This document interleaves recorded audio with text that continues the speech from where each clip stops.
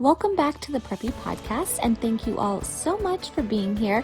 I am coming off of the heels of Camp Preppy Dallas, which was an absolute blast. I met so many new listeners, made so many new friends, saw some old friends as well, some past campers, and just had the best time doing some of our favorite preppy activities like needlepoint and mahjong. We even did a skincare workshop. We painted pottery, just so much fun.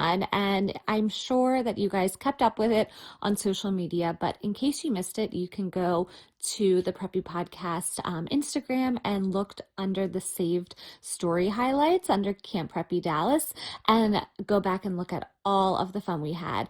And if you're interested in joining the next Camp Preppy, I think our Hamptons one is now sold out, but I am working on one for September and November. So stay tuned for that. I will be sharing some save the dates and tickets in the next couple of weeks. And I have another fun little installment of Camp Preppy as well that I'm excited to announce probably in a week or two. So stay tuned. Lots more fun things to come with this community of amazing campers and preppy enthusiasts. But let's get into this week's episode with Timo and Violet. I love this interview because not only is it about friendship, but of course business. They make such beautiful luxury baby clothing and like sheets and blankets, and they look so beautiful, like chinoiserie, beautiful animal prints, but not in a childish way, if that makes sense. So listen to this episode, learn more about their design aesthetic and how they started their business and grown it to what it is today. All right, ladies. Well, thank you so much for being here. Why don't we start with you first telling everyone who you are, where you live, and what you do? I'm Erin Jensen, one of the co-founders here at Timo and Violet. I live in Greenwich, Connecticut, and I partner here with my co-founder Ranit on everything from design to marketing to sales. And yeah, we're a small but mighty team at the moment of 4 people. I love it. And I was saying earlier that I love your backdrop with all your pieces behind you. And I'm so excited to dive in today and learn more about each of you, your journey, and your business today. So let's start at the beginning. Tell me a little bit about each of you as a child. Like, what was your childhood like? Were you someone that growing up was entrepreneurial and like had a lemonade stand? Were you into fashion and like making dresses for your dolls? Like, tell me a little bit about each of you as a kid. Sure. I definitely made tons of dresses from fabric scraps for Barbies.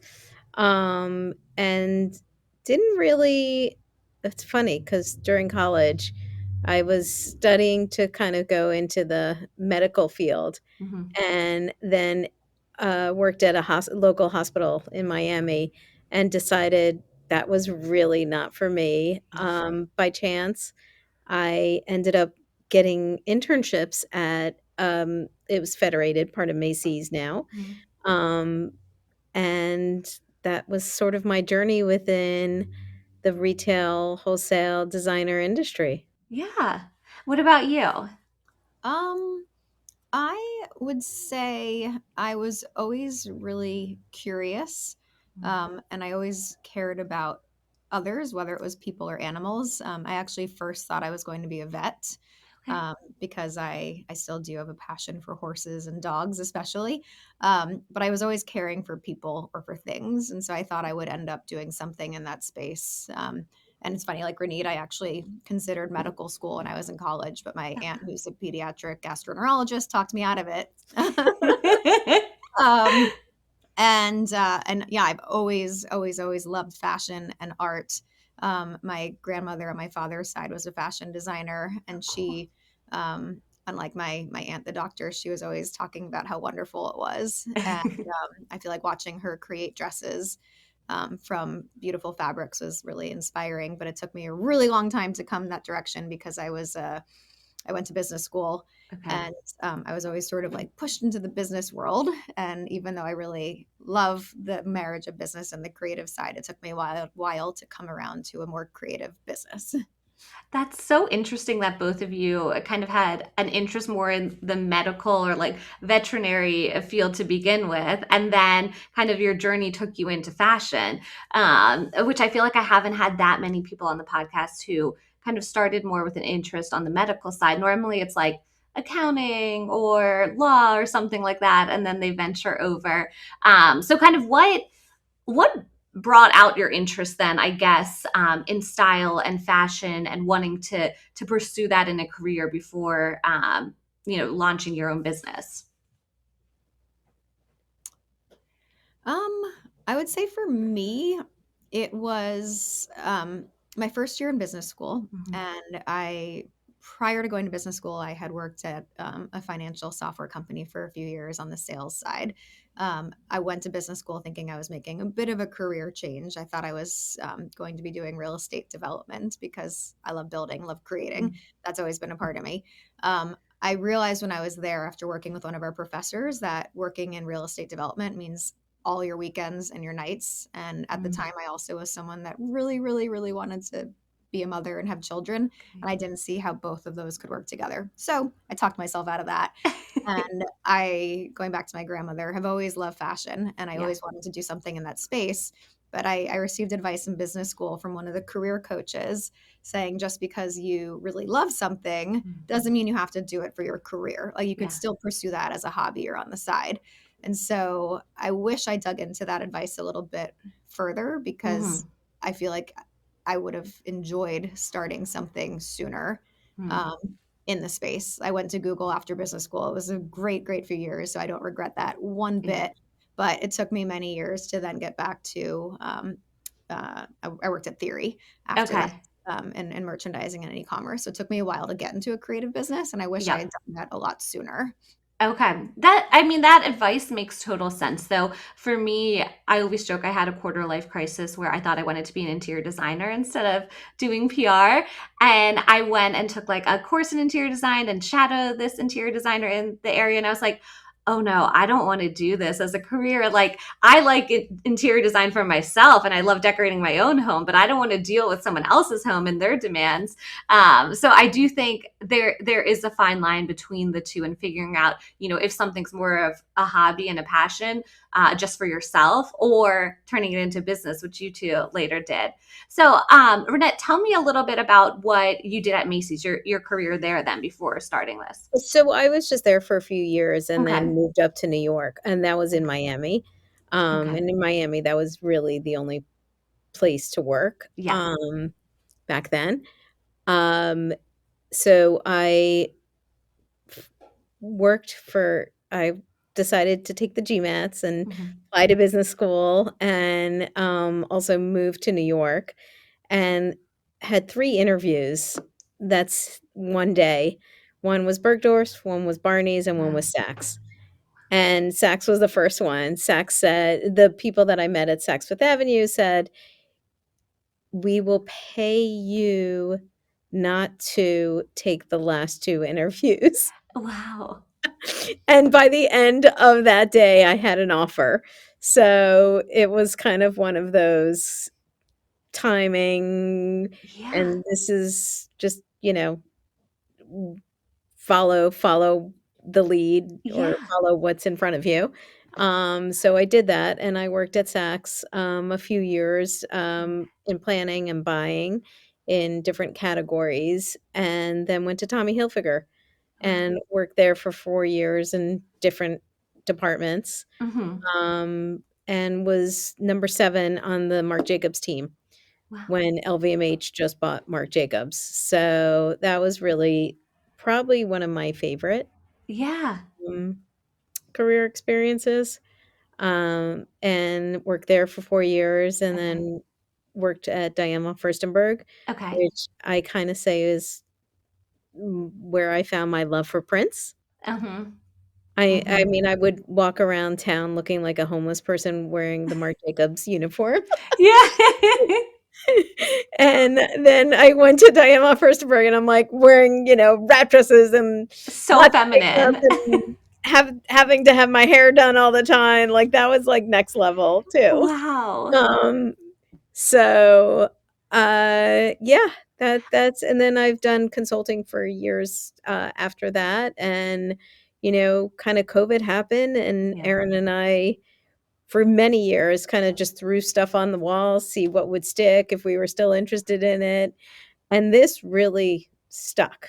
Yeah. And I'm gonna let Aaron tell the story of Timo and Yeah, why. I mean, well, first of all those brands and businesses that you both listed are so, iconic and have such a big footprint, both in like fashion and tech. And so I think you guys have such a great background then. So how did you two initially meet? And then tell me the journey of starting Timo and Violet.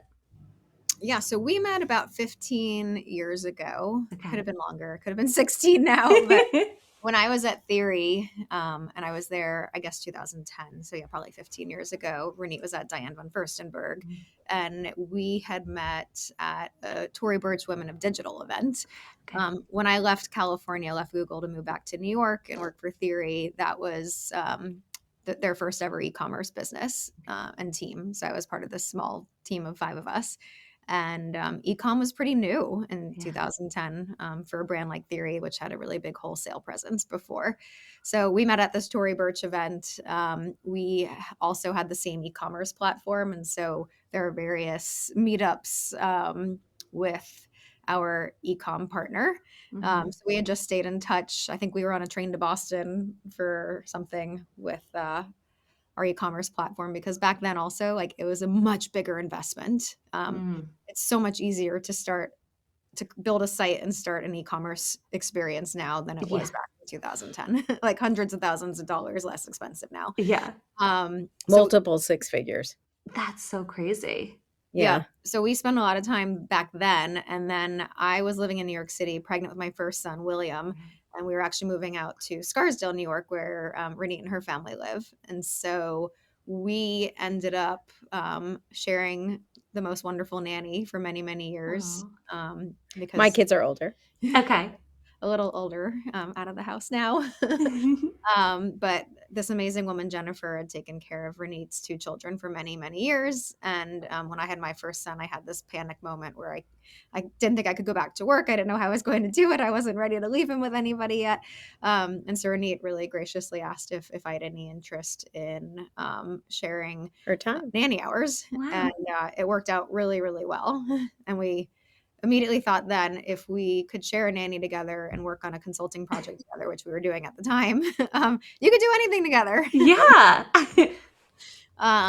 So for many years after that, we had thrown around various ideas for companies, as Renee was mentioning before, from ideas in the beauty space to an interior design platform Okay. to, I mean, you name it. We perimenopause products, for instance. Uh-huh.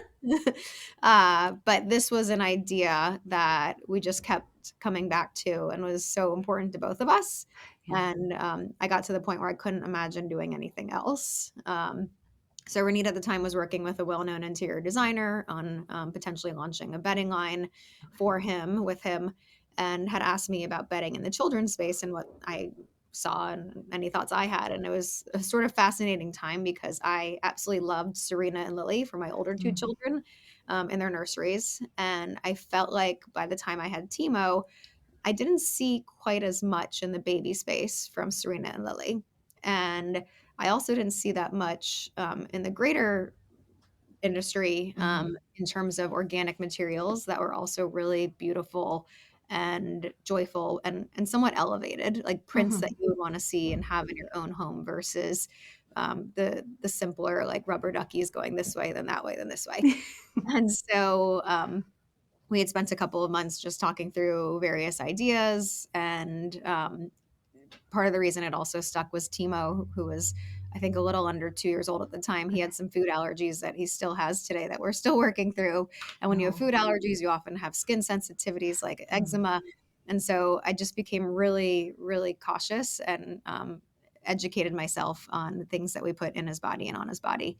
And that was really important to us, was creating something that was super, super clean, Yeah. as minimally uh, uh, sorry, back up Like a second. evasive or 100% clean, but also left the smallest footprint on our planet, because so many products today are wrapped in plastic and those go to landfills and end up in the ocean. And we didn't want to do any of that. We didn't want to create a beautiful product company if we were Mhm. going to be adding more waste. And so we try to do everything as minimally as possible. So we don't use any single use plastics. All of our Wow. poly bags are compostable. We're just really careful with that. And then anything that obviously touches our children's skin, our little customer skin, needs to be organic and incredibly soft and beautiful. Oh, beautiful. Not so much, So pretty. but it's like Yes. feels so good. Yes. Oh my gosh. Well, so I love what I find interesting about you two and your business is I've had a few founders, partners on this podcast, and I'm always curious if the product comes first or just wanting to work together comes first. And I find a lot of times it's that later aspect of people finding someone who they're like, we can make a business together. Like we get along so well, we complement each other so well, we offer different things, but still like balance it very well together. And it sounds like that's the same that happened with you two. Like you two just knew you would work so well together, wanted to start a business together, and what that product or what that brand would be came later, with Timo Violet. And I absolutely love that. So tell me what you launched with first then. Was it bedding then, or was it the clothing? How many SKUs and products did you have? And what did that launch look like? Was it launching online first? Was it kind of teasing on social media? I'd love to hear that. So, for us, from a product standpoint, we really wanted to launch with products that didn't have a ton of sizes.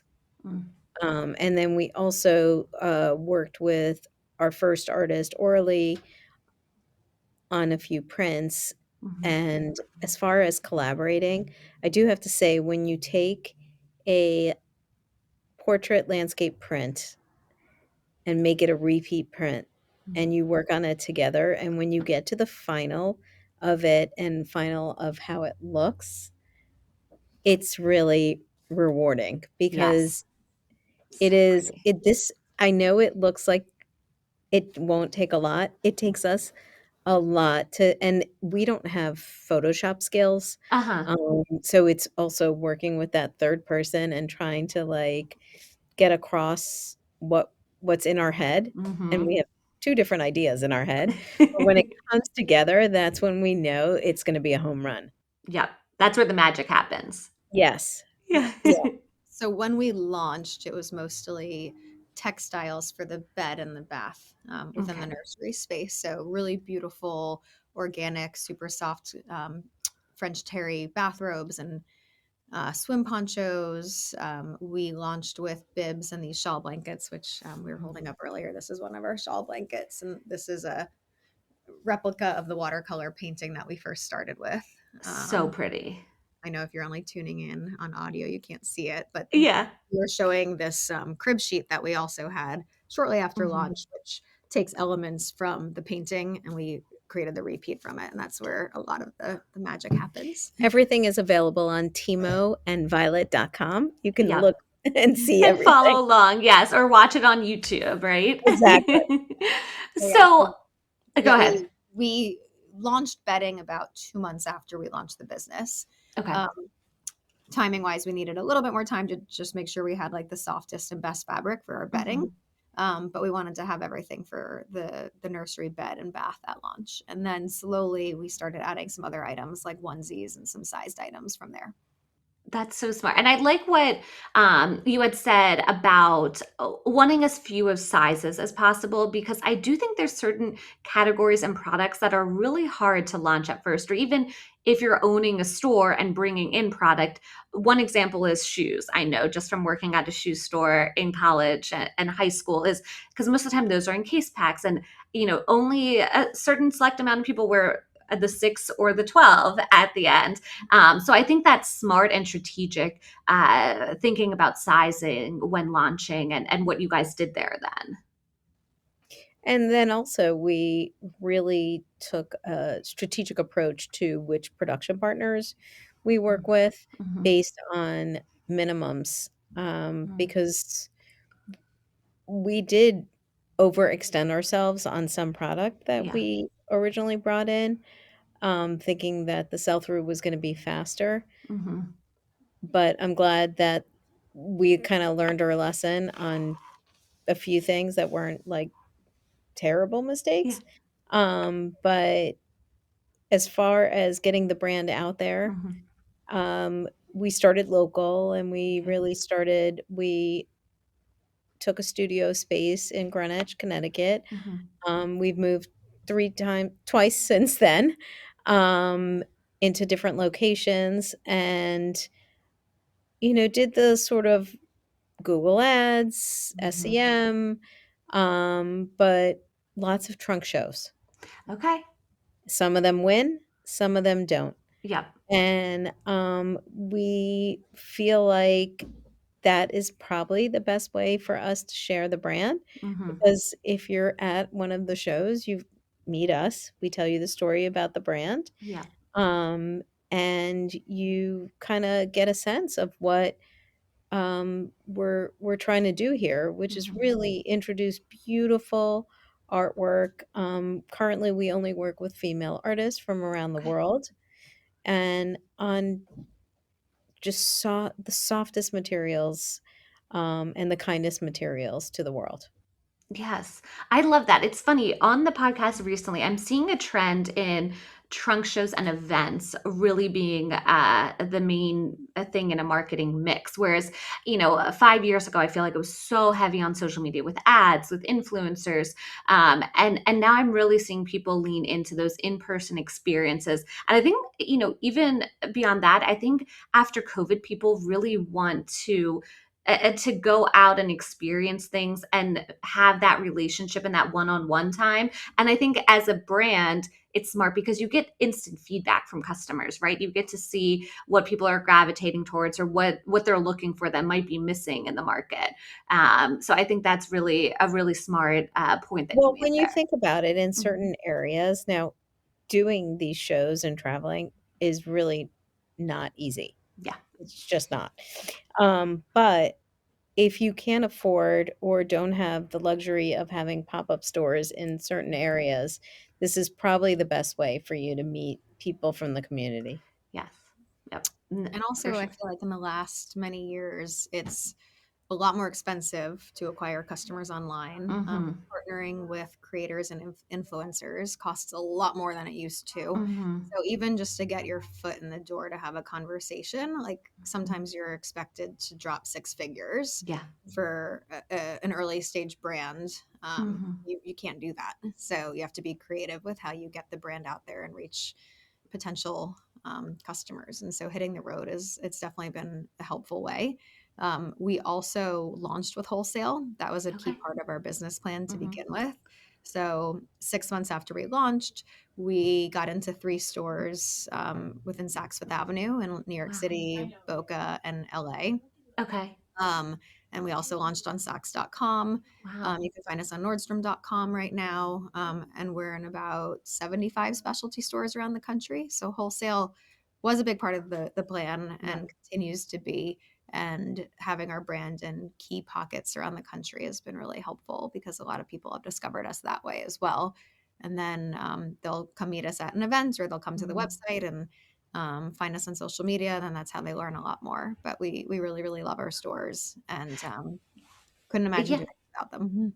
So can you talk a little bit more about wholesale? I find a lot of people wholesale's very overwhelming, and especially those bigger retailers like Saks. I mean, that's huge to get in there. So, did you have any tips or strategy behind that you could share with listeners, or did it really come down to your experience and your connections then already with Saks or some of those larger retailers and boutiques across the country, or any tips there?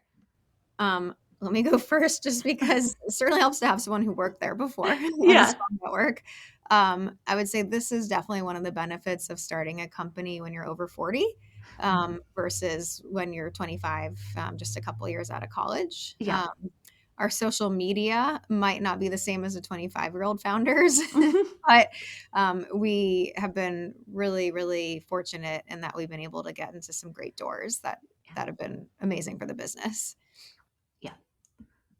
No, I really like that point there because I do think sometimes we hear from founders who started their business so young, and I love that. I mean, I started my PR business so young, but there are a lot of hurdles then in that with opening doors and making connections. And so even though you had those connections from working there, I think a big lesson there is just networking, right? And meeting people and keeping those relationships going. That way later you can go back to them.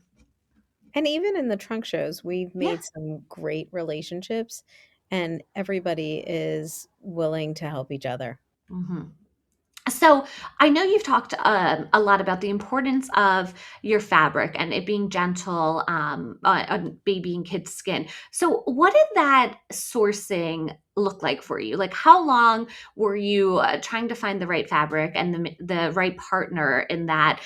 Were you taking up on Google and getting samples from different places? Like, can you talk to me a little bit about that process? Because like you said, I think it is such a core of your brand and so important to your brand. As Yeah. far as production partners, w- I've worked with both of them, Mhm. both the main ones in the past. Yeah. So the only main hurdle that we had was COVID. Mm.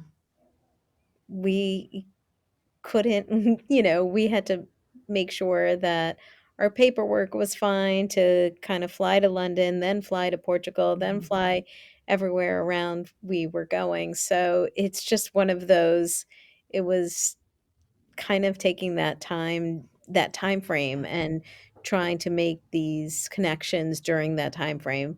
I mean, Mhm. people weren't in the office, so even if you saw a number of somebody on their website, nobody was there to answer the Yeah. phone. Yeah.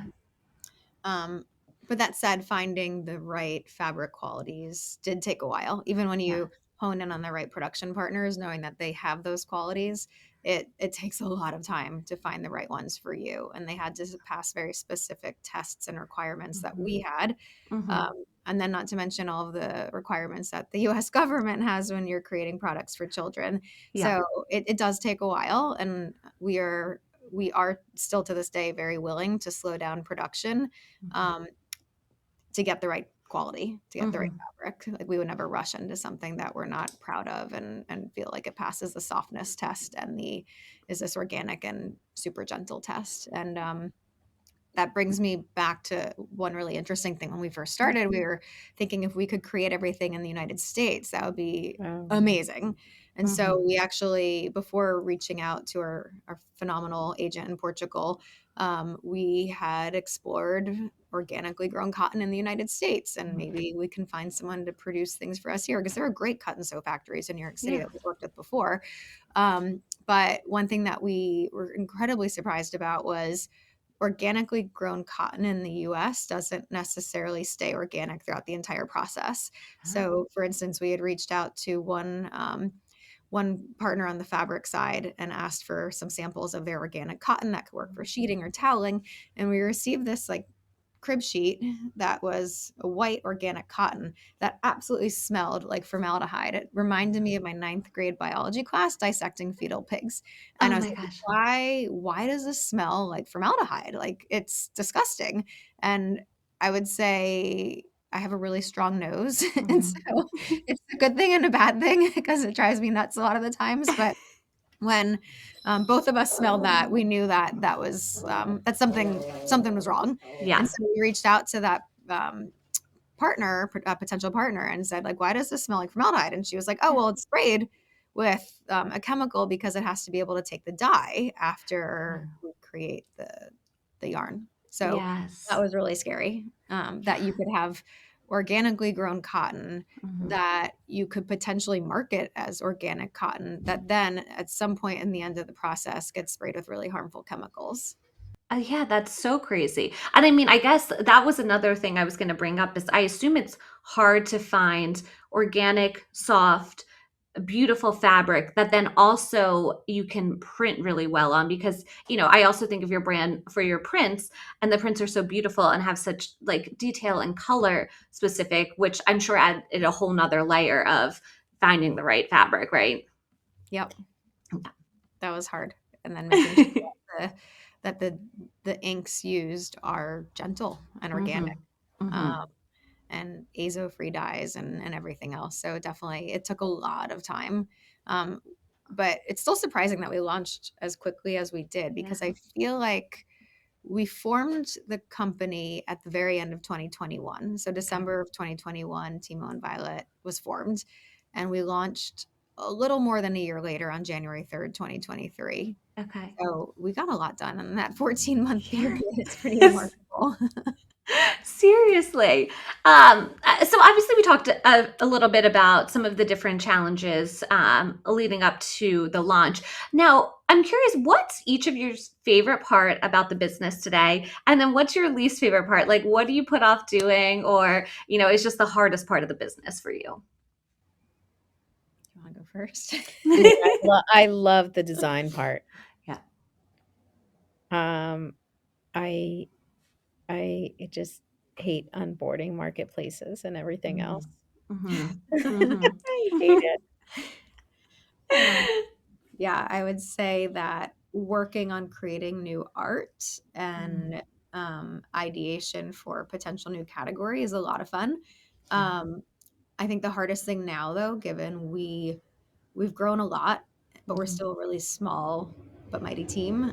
We don't have the ability, I feel like, to carve out as much time as I would like to, like, say, like, this is a creative day. Like, I'm not paying bills today. I am not responding to customer service inquiries today. Like, today Yep. is just pure design. It's really hard to find those days where you can fully carve it out. So I feel like I would like to do a better job with that. Yep. But I would say the design, the getting out there and meeting customers is really exciting. Like, we just had a pretty grueling schedule for the holidays, but Uh-huh. aside from getting sick with the flu, which was from my kids, not from the shows, it was energizing. Like, I came back from a couple of days in Houston with like extreme travel times, just like so excited and happy. And I feel like you could just move on to the next event, which we did. And Renee was in Boston at the time. It was like going from one thing to the other, and it was just incredibly fun. So that I would say is an awesome part of the business. Coming Yeah. off of events, coming off of a lot of travel, but where instead of being drained and like in need of a rest, it was just really energizing, and feeding off of our customers' feedback and excitement was absolutely incredible. So I feel like that was really fun. This was a really great holiday season for us. I would say things that I don't like doing or that I put off. Yeah. I would say anything that comes to creating UPC numbers or um, paying bills and doing Yes. wire transfers and things like that. Like, it's Mm-hmm. it definitely puts a hard stop in the creative side of what you're doing, and Yes. then you have to think about monthly cash flow and everything like that. So I would say I'm the type of person that likes to chunk out my days, and it's really hard as a startup with a small team to do that, because you're constantly moving from one thing to the other. And then Yeah. if a customer calls or customer writes, like, you need to get back to them right away and provide a really great experience. And so customers come before everything else. Yeah. And then production, obviously, you don't want to be the one that's slowing down production. So you have to respond to things pretty quickly and keep a pretty tight production calendar. So yeah, it's a lot. And then obviously the marketing side takes a ton of time too. Yeah. It's great we have a little bit of a team now, so we're not doing everything anymore, but it's certainly a lot. And we're still Yes. thinking about everything. Yeah. No, I always say, I mean, there's just not enough time in the day sometimes that it's like I need to, if I could pause the world and everything from happening, and I could just go and have like a creative day to do whatever, or like brainstorm and just, like get into my thoughts and then come back. And everything else was paused though. So my inbox isn't, keep going and all of that. That would be ideal, right? Because it just keeps going. Yep. So I'm curious, what is your best seller and what's each of your favorites piece right now? Ooh. could tell you right now my new favorite print. Yeah, let's hear it. Not that you're supposed to have a favorite child. I know. I'm really just Oh, loving this. that's so darling. It's called Songbird, and there's something just so serene. I don't know. I just love it. I think Yes. it's really sweet, but Yeah. yet modern looking Yeah. at the same time because the hearts aren't shaped like hearts, but yet they're in there. Yes. I was going to say, it kind of reminds me a little bit of Valentine's Day, but like every day. Mm-hmm. Exactly. Yeah. Yep. It Yeah. will be featured quite a bit for Valentine's Day as Oh. well. Which is your favorite? I would say I'm loving our Wild West print, Okay. which is new for us. We just launched it in a couple of dresses, Uh-huh. but we're going to bring it into some more categories really soon. This is the Wild West in our Mimi dress. Oh, wow. As a former rider, I love everything horses, and so it's a fun one, and it makes you think of being out west in these wide open spaces on a ranch, riding a horse, being in the fresh air. I just love it. We also made skirts for ourselves for some of these events out of that fabric, out of this like really beautiful fine well corduroy. So I feel like that's a favorite one right now for sure. Yeah. And it'll come in other products soon. In terms of our best sellers, I would say our swim poncho and bathrobe have been hits from the very, very beginning. Okay. And I feel like we sold a lot of Madame Butterfly bathrobes this holiday season. Yeah. Your robes, I mean, they look so cute in the swim ponchos. And they're so soft. Organic cotton French terry from Portugal. It's incredible. So cute. So, it sounds like the brand, you two kind of met and then you shared a nanny. And you had mentioned even Erin, thinking about a career when you first started and how would you be able to be a mom while having that other career. It sounds like being a mom is so important to both of you and part of, your life, obviously, but also important with your business and you make clothes for kids. So I'm curious because I have a lot of listeners that are moms too, or maybe people that haven't. I don't have any kids yet, but obviously that's something I'm thinking about. Any tips for like balancing being a mom, being a wife, and running a business? And I know there's no such thing as like perfect balance, right? I feel like we learn that at every conference. But any tips for that for someone who might be, struggling with that right now, or someone that wants to start a business but doesn't know how they're going to do it all? I mean, I can just tell you from being a parent for the Mhm. last 25 years and working for the last 25 years, it has really helped that I just work when it ebbs and flows for me. Mm. And Mhm. so in the past, I was always an early riser, Yeah. and just kind of got through emails, dealt with my home life and Yeah. whatever I had to do with the kids, then, went to work Yeah. and came home, dinner, kids doing homework, I was doing work, and we all kind of did it all together. Mhm. So everything sort of ebbed and flowed Yeah. as I can, that was the only way I could manage it. Certain company when I was consulting, like certain companies were more demanding than others. Mhm. And also when I was working full time, you market 4 times a year. Yeah. Like it's goes high, low, crazy times. Yes. Yeah. So, but I do wish, and I can't, you woulda, shoulda, coulda. I wish I had started this earlier. Mm. Mhm. It's never too late, Yeah. but I wish I started it Yeah. earlier. Which, Erin, you said the same thing, right? Mhm. Yeah. Yeah. I mean, I feel like Just it's a not little something bit. I could have started right after college or even right after business school. I Yeah. think it certainly took um, some years of valuable work experience at some Mhm. of the companies I've been at, and also some years of being a mother to Mhm. figure this out. But yeah, it definitely could have been done sooner. Yeah. But I would say also, kind of adding on to what Renate said, I think you have to get comfortable with the chaos Mhm. because as a mom of three boys aging from 6 to 14, like someone's always sick. Someone always needs something. Like, for instance, my youngest is home right now with a stomach virus, and he was out with the flu all last week. And it's just a really crazy period. And you just have to get a little comfortable that your weeks are going to give you lots of surprises. Yeah. And you could plan as much as you want to plan, but then you have to deal with what life throws at you at the same time. So I would say I've always been like really adaptable as the youngest child in my family.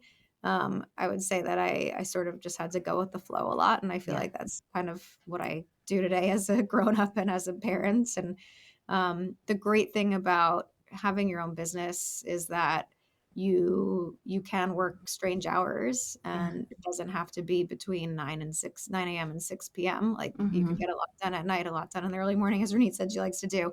And I feel like if I set up certain requirements, like I'm not going to miss a school play, I'm not going to miss certain things, like you make sure you're there for the important events. I feel like it works out pretty well. And sometimes your kids don't know that you're missing quite as much if you show up at everything that they're at, because their school days are really long. Like my guys are on from 7:30 a.m. to like 6 p.m. sometimes. Wow. So their days are quite long. No, those are all great advice and great tips there. I'm curious too, then, who would be your dream customer? If you could have, your clothes on anyone's children, or your bedding in anyone's home, like who would it be? Who would be a dream? Like a celebrity, a royal, an athlete, whoever. For me, I would say definitely Kate Middleton, the Princess of Wales. That would be a dream come true. I've always admired her grace, her style, her motherhood, or her ability to mother as well as she does, as it seems like she does. So that would be a dream come true by far. I agree. What about you? Oh, you're really catching me off guard. There have so many people, I actually can't even name one. Yeah. And some of them are customers. It's actually really cool. Like, I wish we could mention certain names. We can't, but just knowing like, hey, like this person bought a gift for this child of this amazing woman. And it's really exciting knowing that what you sent out is on somebody. We've had some incredible customers. Yeah.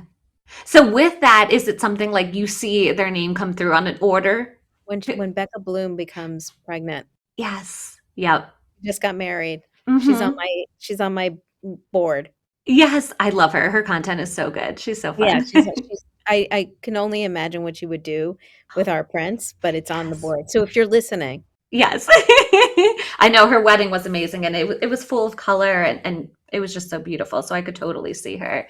That's a good one. But speaking of then, so when you have these dream like customers and celebrities and things like that, are you just getting a notification on like your phone that someone placed an order, or is it more like a PR thing that someone's requesting a sample? Things. You'll meet them at a trunk show. Somebody will tell them who it's for. Yep. Or you'll see somebody place orders again and again and again. And like, you get really excited when you realize that, wow, you are their go-to baby gift. Yes. So that's really exciting. That's so cool. Any other pinch me moments then that you guys have had? Stay tuned. Yeah. Okay. Yeah. Stay tuned. Okay. We are launching Women's Lounge, and I think that actually might be a pinch me moment. Yes. So I think being able to really start moving into other categories. I don't want to call it mommy and me, perfectly paired. But yeah. Oh, that's going to be so exciting. So that's on 2026. And it would be great to do multi-generational. Oh, yes. I could see that. I mean, your prints are so beautiful. I know at the Southern Sea we got a tote with your print, and it's so beautiful because I could totally see how in a little kid's room or them wearing it is so cute. But I would want to wear it too. So I love that you're going to be offering some women's then as well down the line. Yep. Yeah. So I would say stay tuned for April 2026. Okay. So tell me, what does Preppy mean to you? How would you describe Preppy? So I would describe Preppy as a very sort of clean uniform, but not a uniform. I think of a brand, brands like Ralph Lauren, um, Tommy, in Mm-hmm. some cases, started off as a preppy brand, before it went into its hip hop phases. Yeah. Um, and yeah, that's sort of like, navies and reds and all those primary colors. Yes. Stripes. 1,000%. I think What of about you? stripes right away. I think of being really excited to get the J. Crew catalogs many, many years ago. So stripes, I think getting the J. Crew catalogs with the roll stripe sweaters, I automatically think of that when I think of preppy. Yeah. And I think of like polish, like beautiful colors and little details. No, for sure. And I totally think of J. Crew. And I read that book recently. I forget what it was called, but it was all about how J. Crew got started, and it was fascinating. Oh. Yes. Yeah. So then lastly, let's leave everyone with where they can find you. Let them know your website, social media handles, all of that so that they can follow along and shop. Yeah. You can find us at timoandviolet.com. You can also find us on Instagram at Timo and Violet, and Violet. If you're on the West Coast, you could find us in Poppy in Southern California or Emily Joubert in Northern California. Hive in Palm Beach, Okay. The Little and Shop Vallow in New York City. Yeah. And in Charleston at under the almond tree. Okay. Perfect. Well, this was so great talking with you ladies today. I really enjoyed learning more about you and your business and how it came to be. So thank you guys for being on the podcast. Thank you for you. having us. Thank you so much for listening to the Preppy Podcast. I hope this put a little prep in your step for the day. Please subscribe, rate, and review on wherever you listen to your podcast, and follow along with @the Preppy Podcast on social media.